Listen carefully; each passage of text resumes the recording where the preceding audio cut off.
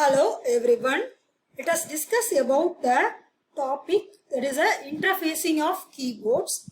So we will take up general purpose programmable peripheral device 8255A. So the 8255A properly configured, we can connect up to 8 keys in a port.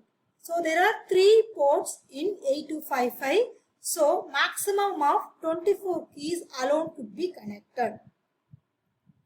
So this one shows the typical picture where I am sharing the 8255 for both input as well as for our output. That is a LED display. Okay, here the 8255 has got 3 ports. Each ports have 8 bits. So the port A, that is a PA0 to PA7, and port C upper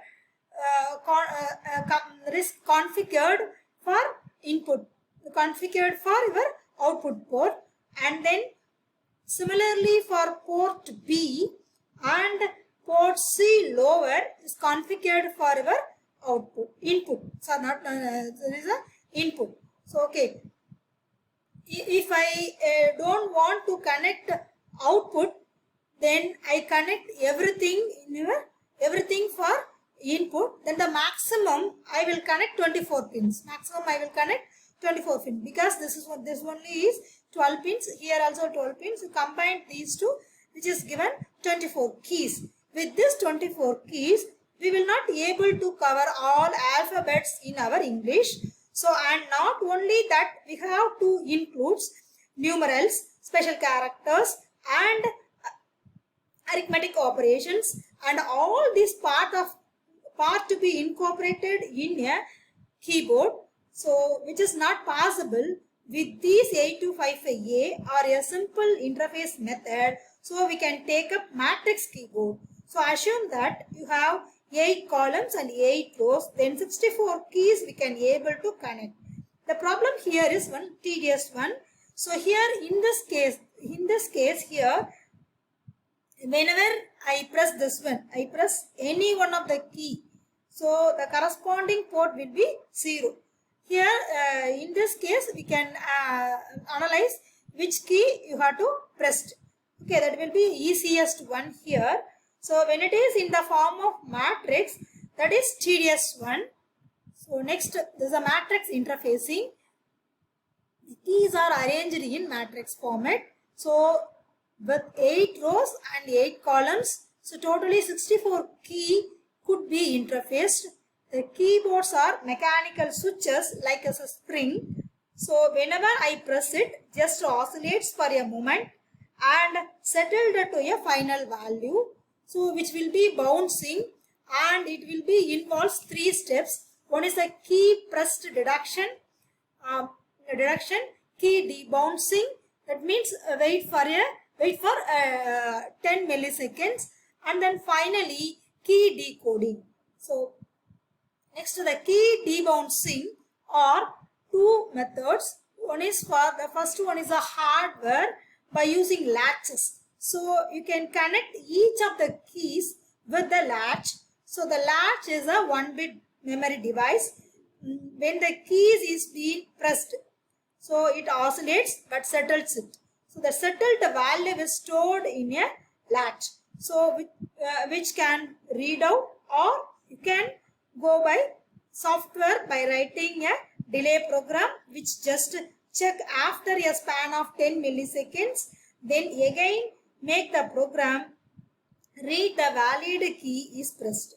So the figure shows the matrix keyboard. This one is a figure shows the matrix keyboard.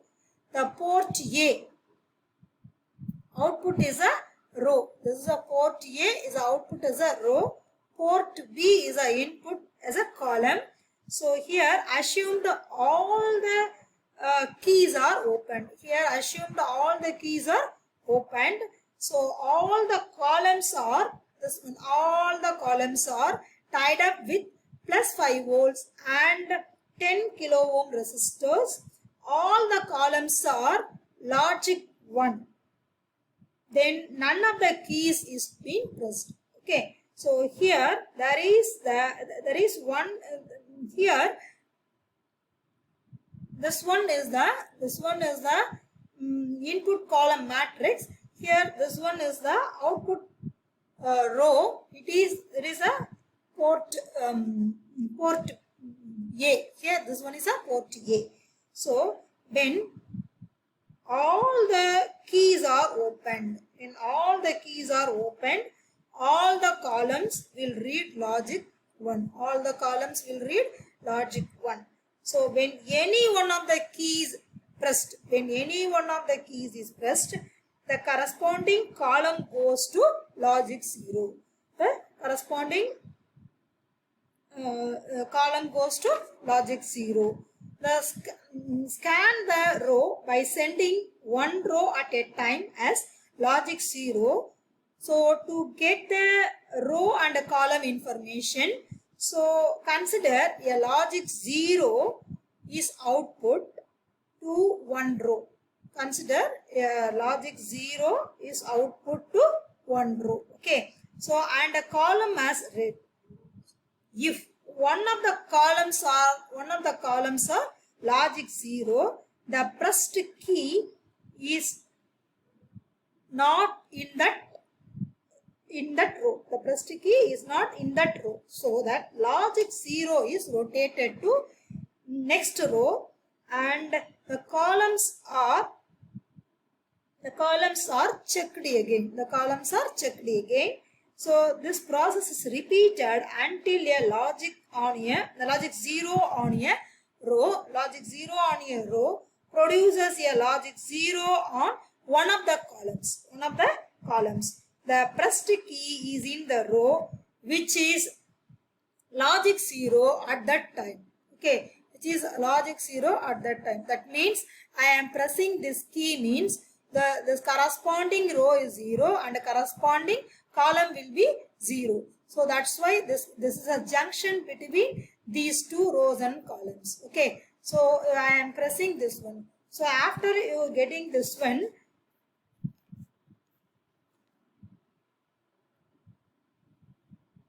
this one is a scanning process. When all the keys are opened, all the columns will read logic 1. When any one of the keys is pressed, the column goes to logic 0. Scan the rows by sending one row at a time as logic 0. So what are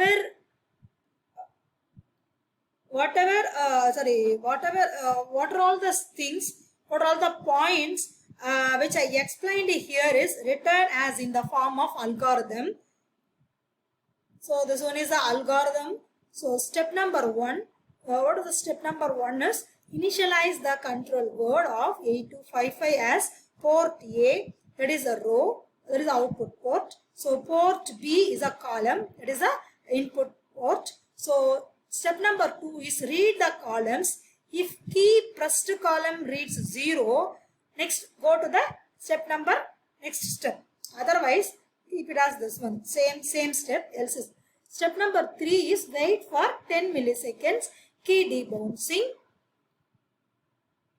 Step number 4 is read the columns. If the key pressed column reads 0, go to the next step. Else, go to the step number 2. Step number 5 is send the values of one row at a time as logic 0 and read the columns.